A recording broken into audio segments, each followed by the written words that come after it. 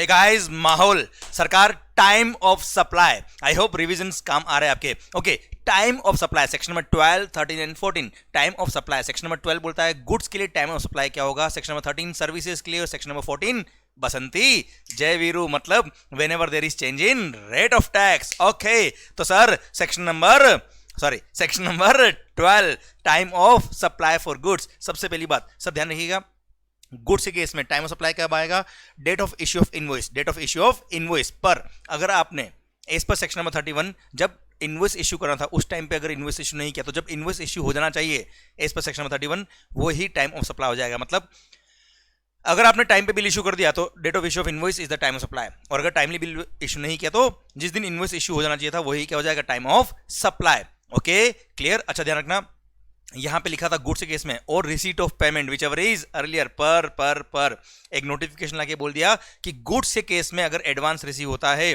तो ऐसे केस में उस एडवांस का कोई रिलेवेंस नहीं होगा for payment of for creating liability on payment of tax for goods. Okay, तो सर गुड्स के केस में एडवांस पे टैक्स पे करने की जरूरत नहीं है। ओके सर फिर आता है सेक्शन नंबर 12 सबसेक्शन 3। ये था section number 12 subsection 2। Section number 12 subsection 3 बोलता है रिवर्स चार्ज मैकेनिज्म। जहां जहां रिवर्स चार्ज मैकेनिज्म में रेसिपिएंट लायबल होता है वहां रेसिपिएंट के लिए देखेंगे टाइम ऑफ सप्लाई क्या होगा। तो उसके लिए सर 3 इवेंट दिए गुड्स के केस में, date of receipt of goods, इन 3 इवेंट में whichever is earliest, date of receipt of goods, second date of making payment to the supplier. अच्छा, रेसिपिएंट ने सप्लायर को पे कर दिया है, कब मानेंगे, date of entry in his books of accounts regarding payment, या date of debit in his bank account whichever is earlier, ये मान लेंगे पेमेंट हो गया है। ओके, और थर्ड है क्या, 31st day from the date of issue of invoice, 31st day from the date of issue of invoice whichever is earliest. I repeat, goods के केस में रिवर्स चार्ज मैकेनिज्म में जब recipient की liability आएगी तो time of supply recipient के लिए देखेंगे, वो टाइम ऑफ सप्लाई क्या होगा जब गुड्स रिसीव हो गया वो दिन, या date of making payment to the supplier वो क्या होता है, actual entry in the books of accounts और actual debit in the bank account whichever is earlier. Clear, जो रेसिपिएंट है उसकी बुक्स में। And sir 31st day from the date of issue of invoice whichever is earliest is the time of supply in case अगर reverse charge में recipient की liability आती तो। और हाँ, इन तीनों इवेंट से भी अगर टाइम ऑफ सप्लाई डिटरमाइन नहीं होता है तो ऐसे केस में जिस दिन रेसिपिएंट ने अपनी बुक्स में वो ट्रांजेक्शन रिकॉर्ड किया है वही क्या हो जाएगा, time of supply. Okay, section number 12 subsection 4। In case of vouchers, अगर गुड्स को आप सप्लाई कर रहे हो थ्रू वाउचर्स तो ऐसे केस में दो केस है, if supply is identifiable at the time of issue of voucher, मतलब जब वाउचर दे रहे हो तो पता है कि इस वाउचर के अगेंस्ट यही गुड सप्लाई होने वाला है, जैसे ज्वेलरी का वाउचर है ज्वेलरी ही सप्लाई होगी, तो ऐसे केस में date of issue of voucher itself is the time of supply. और अगर supply is not identifiable at the time of issue of voucher तो date of redemption of the voucher is the time of supply. Okay, section number 12 subsection number 5 residual provision है बेटा। ये कहता है कि अगर सबसेक्शन 2, 3, 4 से आपका टाइम ऑफ सप्लाई डिटरमाइन नहीं होता है तो ऐसे केस में सर अगर रिटर्न फाइल करने का ड्यू डेट आता है तो रिटर्न फाइल करने की रिक्वायरमेंट आती है तो due date of filing return is the time of supply. और in any other case fraud वगैरह केस में sir date of making payment of tax to the government, जिस दिन आप टैक्स पे करोगे गवर्नमेंट को वही टाइम ऑफ सप्लाई होगा। सेक्शन नंबर 12 सबसेक्शन 6 बोलता है अगर आपने कस्टमर से over and about the price कोई delayed payment charges, interest, late fee या कोई और पेनल्टी या किसी और नाम से कोई और कंसिडरेशन भी लिया है तो उस एडिशनल फीस के लिए, एडिशनल अमाउंट के लिए टाइम ऑफ सप्लाई होगा जब वो एडिशनल अमाउंट आपको रिसीव होता है, क्योंकि वो एडिशनल अमाउंट भी वैल्यू ऑफ सप्लाई का पार्ट बनता है as per section number 15। Clear, तो सर जिस दिन वो अमाउंट रिसीव होगा वो दिन उसके लिए टाइम ऑफ सप्लाई होगा उतना अमाउंट के लिए बेटा। ओके, तो सर ओरिजिनल वैल्यू के लिए time of supply section number 12 subsection 2 के हिसाब से, इनवॉइस के हिसाब से, और जो लेट पेमेंट फी या इंटरेस्ट आप चार्ज करो उसके लिए जब वो रिसीव होता है तब वही टाइम ऑफ सप्लाई आएगा। क्लियर, ये सेक्शन नंबर 12 सबसेक्शन 6 ये गुड्स के रेस्पेक्ट में टाइम ऑफ सप्लाई हमने पढ़ लिया। अच्छा, जो इसका बेसिक प्रोविजन था सेक्शन नंबर 12 सबसेक्शन 2 उसमें लिखा था date of issue of invoice, और अगर आपने टाइमली बिल इशू नहीं किया तो जिस दिन बिल इशू हो जाना चाहिए वही टाइम ऑफ सप्लाई हो जाएगा। अब इनवॉइस कब इशू हो जाना चाहिए भाई, उसके लिए बोला है सर गुड्स के केस में इनवॉइस कब इशू करना है, सर अगर where the transaction involves movement of the goods तो ऑन और before removal of the goods आपका इनवॉइस इशू हो जाना चाहिए। सेकंड, जहां पर movement of the goods involve नहीं होता है तो उस केस में जब मैंने कस्टमर को गुड्स अवेलेबल करवा दिया है, when the goods were made available to the customer, उस दिन या उससे पहले ही इनवॉइस इश्यू हो जाना चाहिए।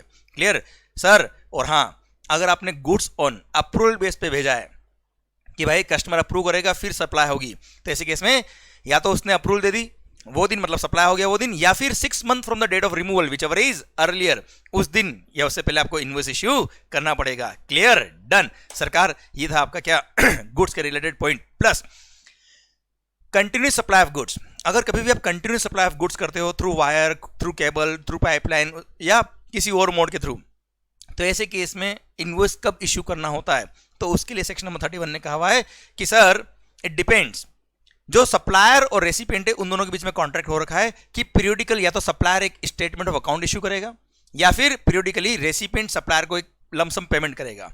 क्लियर, तो जिस दिन स्टेटमेंट ऑफ अकाउंट इश्यू किया सप्लायर ने या रेसिपिएंट ने, जिस दिन सर लमसम अमाउंट पे किया periodically, clear, which ever is earlier, उस दिन उतने अमाउंट का इनवॉइस इश्यू करना होता है, और जितना अमाउंट का इनवॉइस इश्यू करना होगा उस दिन उतने अमाउंट की लायबिलिटी आ जाएगी जीएसटी की बेटा।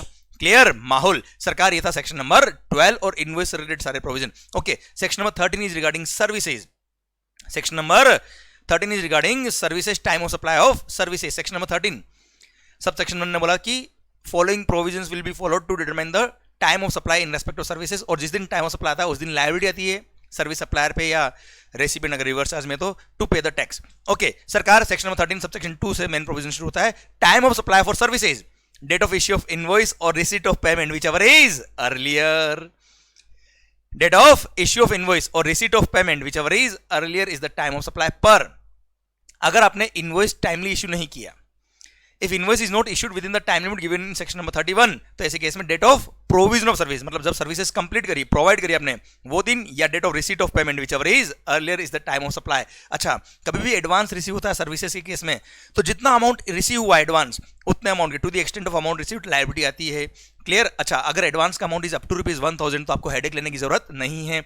1000 रुपए तक का एडवांस अगर है तो उतने अमाउंट के लिए आपकी चॉइस है कि आप चाहे तो अभी टाइम ऑफ सप्लाई निकाल के अभी टैक्स पे करें, या फिर जब उसका इनवॉइस इश्यू करेंगे तभी टाइम ऑफ सप्लाई मान के टैक्स पे कर देना। Clear, okay. अब इनवॉइस कब इश्यू करना होता है सर्विसेज के केस में? Invoice is required to be issued within 30 days from the date of provision of service. जब सर्विसेज आपने प्रोवाइड करी उसके 30 दिन के अंदर आपको इनवॉइस इश्यू करना पड़ता है। पर insurance company, banking company, financial institution including NBFC के केस में 45 days का टाइम दिया है to issue the invoice. Clear, इस टाइम में अगर इनवॉइस इशू कर दिया तो date of issue of invoice और receipt of payment whichever is earlier is the time of supply, और नहीं तो date of completion of service मतलब प्रोविजन ऑफ सर्विस और receipt of payment whichever is earlier is the time of supply. पर हाँ, यहां बोल दिया कि अगर इनसे टाइम ऑफ सप्लाई डिटरमाइन नहीं होता है, date of issue of invoice क्या है नहीं पता, date of provision of service क्या है नहीं पता, और date of receipt of payment क्या है ये नहीं पता, तो ऐसे केस में जिस दिन रेसिपिएंट ने अपनी बुक्स में वो ट्रांजैक्शन रिकॉर्ड कर दिया होगा, खर्चा बुक कर दिया होगा, वही टाइम ऑफ सप्लाई हो जाएगा। ओके सर, ये था सेक्शन नंबर 13 सबसेक्शन 2। अच्छा, एक और बात, continuous supply of service, any service which is provided और continuously, any service which is provided continuously or concurrently or recurrently for a continuous period exceeding 3 months is called continuous supply of service। अब continuous supply of service के case में invoice कब issue करना होता है? Sir it depends, 3 case होते हैं बेटा। अगर रेसिपिएंट पर लायबिलिटी आती है for making payment to the supplier on the happening of a particular event, तो जिस दिन वो इवेंट होगा उस दिन या उससे पहले ही इनवॉइस इश्यू करना पड़ेगा। सेकेंड, अगर due date of making payment fix है कि रेसिपिएंट इस ड्यू डेट को इतना अमाउंट पे करेगा सप्लायर को रेगुलरली, तो सर उस दिन या उससे पहले उतने अमाउंट का इनवॉइस इश्यू करना कंपलसरी है। और ऐसा कोई फिक्स नहीं है, तो जिस दिन रेसिपिएंट सप्लायर को पेमेंट करता है उस दिन उतने अमाउंट का सर्विसेज कंप्लीट हो गई है, उतने अमाउंट का बिल इश्यू करना पड़ेगा सर। यहां अगर आपने नोट किया तो कंटिन्यूस सप्लाई ऑफ सर्विस के केस में 30 दिन का वक्त नहीं मिलता है to issue the invoice. Clear, और date of issue of invoice जो इसमें होता है उस दिन ही इनवॉइस इश्यू करना है, 30 दिन का वक्त नहीं है। जब वो इवेंट कंप्लीट हुआ उस दिन या उससे पहले बिल इश्यू करना पड़ेगा और अकॉर्डिंगली टाइम ऑफ सप्लाई निकलेगा। Clear, okay. सर अगर कोई सर्विस आप प्रोवाइड कर रहे हो और मान लो बीच में ही कॉन्ट्रैक्ट टूट गया, तो जिस दिन कॉन्ट्रैक्ट सीज हो गया, टूट गया है, उस दिन तक जितने अमाउंट की सर्विसेज आपकी पूरी हो चुकी है उतने अमाउंट का आपको बिल इश्यू करना पड़ेगा। ओके सर, एक और चीज ध्यान रखिएगा, banking company, financial institution including NBFC को बोल दिया कि अगर आप अपने डिस्टिंक्ट पर्सन को सर्विसेज दे रहे हो तो आप चाहो तो क्वार्टरली एक सिंगल बिल भी इशू कर सकते हो, बार बार बिल इशू करने की जरूरत नहीं है। ओके, तो सर ये मैंने आपको बताया इनवॉइस के प्रोविजन, सो दैट आप लिंक कर पाए टाइम ऑफ सप्लाई से। ओके, तो बेसिक प्रोविजन क्या, section number 13 subsection 2, date of issue of invoice और receipt of payment whichever is earlier. और अगर सर्विसेज आपने कंप्लीट कर दी, प्रोवाइड कर दी, उसके 30 दिन में भी बिल इशू नहीं किया, या 45 days in case of insurance, banking, financial institution including NBFC, अगर इनवॉइस इशू नहीं किया तो ऐसे केस में date of provision of service और receipt of payment whichever is earlier is the time of supply. और जितना अमाउंट ऑफ एडवांस आया उतना अमाउंट पर लायबिलिटी आएगी एडवांस के केस में, प्लस 1000 रुपए तक का एडवांस है तो हेडेक लेने की जरूरत नहीं है। Okay sir, section number 13 subsection 3, reverse charge mechanism. जहां जहां रिवर्स चार्ज मैकेनिज्म लगेगा वहां रेसिपिएंट लायबल होगा, और वहां पर रेसिपिएंट की लायबिलिटी आती है तो रेसिपिएंट के टाइम ऑफ सप्लाई क्या होगा? Sir date of making payment to the supplier, अब रेसिपिएंट ने पेमेंट क्या होगा सप्लायर को कब मानेंगे, date of entry in his books of accounts regarding payment और actual debit in his bank account whichever is earlier is the date of making payment to the supplier by the recipient, वो date या 61st day from the date of issue of invoice whichever is earlier, goods के case में 31st day था, या है 61st day from the date of issue of invoice whichever is earlier is the time of supply in case जहां पे recipient liable होता है under reverse charge mechanism. पर हां अगर सप्लायर ऑफ सर्विस और रेसिपिएंट ऑफ सर्विस दोनों associated enterprise है और supplier of service out of India है, रेसिपिएंट ऑफ सर्विस इंडिया में है, तो सर इंपोर्ट ऑफ सर्विस के केस में रेसिपिएंट लायबल होता है रिवर्स चार्ज में, पर वहां पे 61st डे तक का इंतजार नहीं करेंगे क्योंकि दोनों कौन है, एसोसिएटेड एंटरप्राइज। 61st डे का इंतजार ना हो पाएगा, सरकार ने बोल दिया भाई ऐसे केस में date of making entry in the books of accounts regarding the transaction और actual making payment to the supplier whichever is earlier, मतलब सर जिस दिन आप सप्लायर को पेमेंट कर रहे हो वो दिन या entry in the books of accounts whichever is earlier is the time of supply, अगर दोनों पार्टी एसोसिएटेड एंटरप्राइज है तो। और हाँ section number 13 subsection 3 reverse charge में बोल दिया कि अगर इन सब इवेंट से आपका टाइम ऑफ सप्लाई नहीं निकल रहा है तो जिस दिन रेसिपिएंट ने अपने बुक्स में वो ट्रांजेक्शन रिकॉर्ड किया वही क्या हो जाएगा, time of supply. Section number 13 subsection 4 same voucher के केस में if supply is identifiable at the time of issue of voucher तो date of issue of voucher ही टाइम ऑफ सप्लाई हो जाएगा, and if supply is not identifiable at the time of issue of voucher तो जब voucher आप redeem कराओगे तब time of supply होगा। फॉर एग्जाम्पल कोई रेस्टोरेंट का वाउचर है बेटा और उसके अगेंस्ट पिज्जा मिलने वाला है आपको, तो supply is identifiable at the time of issue voucher की पिज्जा ही मिलने वाला है, तो sir date of issue of voucher itself is the time of supply. चलिए sir section number 13 subsection 5 same provision, residual provision, अगर सबसेक्शन 2, 3, 4 से आपका आंसर नहीं आ रहा है तो ऐसे केस में टाइम ऑफ सप्लाई क्या आएगा बेटा, सर अगर रिटर्न फाइल करने का रिक्वायरमेंट है तो due date of filing return is the time of supply, और अगर रिटर्न फाइल करने का रिक्वायरमेंट नहीं है तो date of making payment of tax to the government is the time of supply. Section number 13 subsection 6, sir अगर आपने customer से over and about the price कुछ interest, delayed payment charges, late payment fee etcetera recover कर लिया है तो ऐसे case में टाइम ऑफ सप्लाई क्या होगा, उस अमाउंट के लिए जिस दिन वो अमाउंट रिसीव होता है वही टाइम ऑफ सप्लाई होगा, वो अमाउंट रिसीव नहीं हुआ तो टाइम ऑफ सप्लाई भी नहीं आएगा, लायबिलिटी भी नहीं आएगी। ओके डन, ये सेक्शन नंबर 13 पूरा खत्म होता है। अब regarding time of supply for services, अच्छा एक special provision for builders, sir promoters के लिए बिल्डर्स के लिए बोला हुआ है कि अगर कंस्ट्रक्शन ऑफ इमूवेबल प्रॉपर्टी के अगेंस्ट में वो ट्रांसफर ऑफ डेवलपमेंट राइट, याद है बेटा बार्टर करते हैं, पुरानी सोसाइटी है बिल्डिंग टूट रही है नई बिल्डिंग बन रही है बेटा, सोसाइटी वाले क्या करते हैं या कोई पर्सन क्या करता है, ट्रांसफर ऑफ डेवलपमेंट राइट करता है टीडीआर, या फ्लोर स्पेस इंडेक्स ट्रांसफर कर दिया या लॉन्ग टर्म लीज पे लैंड दे दिया to the builder against construction service, plus हो सकता है कुछ मॉनेटरी कंसिडरेशन भी रिसीव हो, तो ऐसे केस में ध्यान रखना society is also supplying services of transfer of development right, long term lease etc, and builder is also providing services of construction of residential dwelling या etc जो भी है, क्लियर। तो सर ऐसे दोनों केस में ध्यान रखना ये बार्टर है और दोनों केस में प्रमोटर ही लायबल होता है, क्लियर, मतलब जो सर्विसेज दे रहा है प्रमोटर बिल्डर उसके तो वो खुद लायबल है ही है।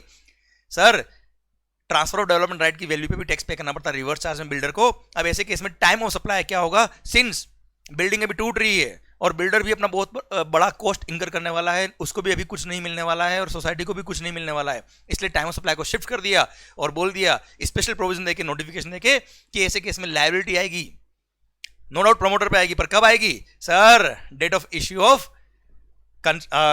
ऑफ कंप्लीशन सर्टिफिकेट और sir first occupation whichever is earlier, मतलब date of issue of completion certificate by the competent authority और its first occupation whichever is earlier, जिस दिन होगा उस दिन लायबिलिटी आएगी प्रमोटर पे for making payment of tax to the government in this particular transaction, clear done. सरकार ध्यान रखिएगा इस ट्रांजेक्शन में प्रमोटर की जो लायबिलिटी उसके लिए भी टाइम सप्लाई यही है, और जो सोसाइटी के या अदर पर्सन की जो इसने ट्रांसफर ऑफ डेवलपमेंट राइट या लॉन्ग टर्म लीज पे लैंड वगैरह ट्रांसफर करी उसकी लायबिलिटी, दोनों के लिए लायबिलिटी के लिए प्रमोटर जब लायबल होगा उसके लिए टाइम सप्लाई यही रहेगा बेटा, लायबिलिटी कब आएगी, शिफ्ट कर दी बेटा इसकी लायबिलिटी। Okay done. अब सर आ रहे हैं हम section number 14 Basanti Jai Veeru, whenever there is change in rate of tax, whenever there is change in rate of tax, तो ध्यान रखिएगा बेटा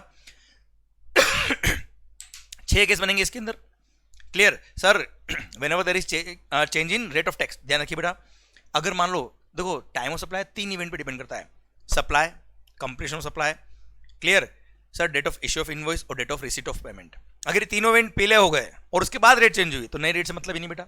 सेकंड, रेट चेंज होगी उसके बाद ही तीनों इवेंट हुए तो जो नई रेट होगी वही लगेगी ऑब्वियसली, पर इन तीनों इवेंट के बीच में कभी रेट चेंज हुआ तो ऐसे केस में टाइम ऑफ सप्लाई क्या होगा, वो सेक्शन नंबर 14 ने डिफाइन किया, और सेक्शन नंबर 14 को बहुत ही अच्छे से हमने 6 केस में डिफाइन किया है और 6 केस हमने बोल दिया यहाँ पे क्या हमने क्या बोला, सरकार ने बोला भाई एक काम करो, ये तो हो गया सप्लाई, ये है इनवॉइस इश्यूड, ये है पेमेंट रिसीव्ड और ये टाइम ऑफ सप्लाई आंसर क्या होगा। ओके सर हमने क्या किया बच्चों इसको मान लिया है बसंती, अरे शोले वाली बसंती याद है कि नहीं है? क्लियर। इसको मान लिया है जय, इसको मान लिया है वीरू। क्लियर। अब देखिए बेटा सर कंप्लीशन, यस अच्छा यहाँ पे है before change in rate of tax, मतलब सर्विसेज कंप्लीट होगी before change in rate of tax. देखो हमने 3 केस लिए जब सर्विसेज कंप्लीट होगी बिफोर चेंज इन रेट, हमने 3 केस लिए जब सर्विसेज कंप्लीट हुई है after change in rate of tax. Clear. Okay तो 6 केस ऐसे बनेंगे, 6 कॉम्बिनेशन बनेंगे। देखिए ध्यान से, केस नंबर 1 सर्विसेज कंप्लीट हुई है before change in rate of tax, yes. Invoice issue हुआ है before change, no. Payment receive हुआ है after change, no. Payment receive हुआ बिफोर चेंज, नो, मतलब पेमेंट भी बाद में रिसीव हुआ है, इनवॉइस भी बाद में इशू हुआ है, पर सर्विसेज कंप्लीट पहले हो गई है। तो ऐसे केस में इनवॉइस और payment whichever is earlier is the time of supply. Clear, समझे मेरी बात? देखिए केस नंबर 2 में सर्विसेज कंप्लीट पहले हो गई है, इनवॉइस पहले आ गया है, पर पेमेंट बाद में रिसीव हुआ है। तो ऐसे केस में date of issue of invoice is the time of supply. Then sir services complete पहले हो गई है, इनवॉइस बाद में आया है, पेमेंट पहले रिसीव हुआ था, date of receipt of payment is the time of supply. पर सर ऐसे ये तो आपने भी पढ़ा होगा, पर मैं याद करा देता हूँ आपको भी। रुको सर, अभी टेबल बनाने का मतलब क्या है सर? एक काम करो सर, इसको मान लो बसंती, इनवॉइस को मान लो जय, और पेमेंट को मान लो वीरू। जय वीरू कोई भी आप मान सकते हो, कोई दिक्कत नहीं है। आप क्या करिए बेटा, ये यस है, ये नो, ये नो। केस नंबर 1 देखिएगा। तो कैसे डिफाइन करते हैं, याद करने का तरीका बता रहा हूँ मैं आपको केवल। वैसे आपको शॉर्टकट में याद करना हो तो मेजोरिटी विंस ऐसा आप बोल सकते हो, पर that is not a perfect idea. Okay तो मैं आपको समझाता हूँ। सर बसंतिया के लिए यस, बाकी दोनों नो है, मतलब जय वीरू साथ में, बसंतिया के लिए जय वीरू साथ में, दोनों में पहले पहुंचेगा। Whichever is earlier, Basanti उसकी माहौल। Sir Basanti yes, invoice yes, तो sir date of issue of invoice is the time of supply. Basanti yes, invoice no, sir payment yes, तो सर बसंती के साथ कौन है? वीरू। वीरू को बात मानेंगे, भारत माता की जय। सर इधर देखो बेटा, बसंती यस है, इनवॉइस नो है, पेमेंट नो है, बसंती के लिए जय वीरू साथ में दोनों, तो विच एवर इज अर्लियर, दोनों में जो पहले पहुंचेगा बसंती उसकी। बसंती यस, इनवॉइस यस, तो date of issue of invoice, हाँ है ना। बसंती यस, इधर पेमेंट यस, तो date of receipt of payment is the time of supply. तो सर बसंती अकेली, जय वीरू साथ में, दोनों में जो पहले पहुंचेगा बसंती उसकी। बसंती के साथ में कौन? जय, जय की बात माननी। बसंती के साथ कौन? वीरू, वीरू की बात माननी। भारत माता की जय। This is how you can define this answer. बहुत इजीली एग्जाम के लिए आप सोल्व कर सकते हैं इस तरह से। ओके तो सर कुल मिला के सर अगर सर्विस कंप्लीशन पहले हो गई है, इनवॉइस से पहले आ गया तो date of issue of invoice, payment पहले आया, इनवॉइस बाद में आया तो date of receipt of payment is the time of supply. Service complete पहले हो गई है, इनवॉइस पेमेंट दोनों बाद में, तो whichever is earlier, invoice और payment whichever is earlier is the time of supply. Clear. Sir invoice और पेमेंट दोनों पहले हो गए, पर कंप्लीशन बाद में हुआ, तो इनवॉइस और payment whichever is earlier is the time of supply. Invoice भी पहले इश्यू हो गया है, पेमेंट बाद में आया, कंप्लीशन भी बाद में हुआ, तो date of receipt of payment. Sir payment पहले आ गया एडवांस में, पर इनवॉइस बाद में इश्यू हुआ है, कंप्लीशन भी बाद में हुआ, तो sir date of receipt of sorry जो इनवॉइस बाद में इशू हुआ वही टाइम सप्लाई हो जाएगा। हाँ है ना बच्चों? Clear, done. अब सर यहाँ क्या था, लोग कुछ प्लानिंग कर रहे थे। क्लियर, कि जानबूझ के सर क्या करने का, एक काम करो, अगर मान लो आपको पता है कि 1 जनवरी से, मान लो अभी दिसंबर चल रहा है मान लो, और 1 जनवरी से रेट ऑफ टैक्स बढ़ के अभी 18% है, बढ़ के 28% होने वाला है, तो क्या करना चाहिए इसमें सर? पर आपको पता है कंप्लीशन बाद में ही होने वाला है। अब सर्विस कंप्लीशन बाद में होने वाला है जनवरी के बाद में, 1 जनवरी से रेट 28% हो रही है, रेट कम करना हो, अगर आपको करंट एप्लीकेबल 18% से टैक्स अप्लाई करना हो, तो क्या सोल्यूशन है? इनवॉइस भी पहले इश्यू कर दो और पेमेंट भी पहले ही मंगा लो। अगर ये हो गया तो इनवॉइस और payment whichever is earlier is the time of supply, और वो ही जो रेट होगी 18% वही अप्लाई हो जाएगी, 28% नहीं लगेगी। तो ऐसे केस में लोगों ने क्या किया, इनवॉइस तो इश्यू कर दिया सर, पर पेमेंट बाद में आया। अब पेमेंट आया 10 जनवरी को, अब लोग बोलते नहीं नहीं सर ऐसा कुछ सेटिंग जमाओ कि दिसंबर में टाइम ऑफ सप्लाई आ जाए। तो लोगों ने क्या किया, बुक्स ऑफ अकाउंट्स में एंट्री मार दी 25 दिसंबर को ही कि सर पेमेंट रिसीव हो गया है, और बैंक में एक्चुअली कब आया है सर? 10 जनवरी को। और आपको पता है date of receipt of payment क्या होता है? Date of entry in the books of accounts और date of credit in the bank account whichever is earlier, और date of entry in the books of accounts हो गया क्या 25 दिसंबर, तो 25 दिसंबर ही टाइम ऑफ सप्लाई हो गया। तो सर सरकार ने बोल दिया इसलिए दिमाग खराब मत करना, तुम लोग अगर ऐसे प्लानिंग करोगे तो हम भी कोई कम नहीं है। What you can not do directly you can never do indirectly, और गवर्नमेंट ने बोल दिया कि अगर date of entry in the books of accounts और date of credit in the bank account, इन दोनों के बीच में अगर कभी रेट ऑफ टैक्स चेंज हुई है, और जिस दिन रेट ऑफ टैक्स चेंज हुई है उसके 4 वर्किंग डे के बाद में अगर बैंक अकाउंट में पेमेंट क्रेडिट हुआ है, तो जिस दिन बैंक अकाउंट में पेमेंट क्रेडिट हुआ है वही क्या हो जाएगा, date of receipt of payment. अब भले ही 25 दिसंबर को आपने date of entry in the books of accounts कर दिया रिगार्डिंग पेमेंट, पर एक्चुअल पेमेंट कब आया है? 10 जनवरी को आपके बैंक अकाउंट में आया है। और सर 1 जनवरी से रेट चेंज हो गई, 4 वर्किंग डे के बाद में पेमेंट क्रेडिट हुआ है। तो जिस दिन पेमेंट क्रेडिट हुआ 10 जनवरी, वो ही क्या होगा? Date of receipt of payment. और फिर अकॉर्डिंगली सेक्शन नंबर 14 लगाया जाएगा। हाँ है ना? इसी के साथ भारत माता की जय। ये सेक्शन नंबर 12, 13, 14 पूरा खत्म होता है। अब टाइम ऑफ सप्लाई खत्म होता है। अब माहौल बन रहा कि नहीं बन रहा मुझे बताओ आप। क्लियर? और सरकार जोश में रह के पढ़ो, मस्त होके पढ़ो, खुश होके पढ़ो, क्योंकि अल्टीमेटली ये जो माहौल है ना सर, क्लियर, ये बनना चाहिए। Okay, thank you so much, take care, love you guys.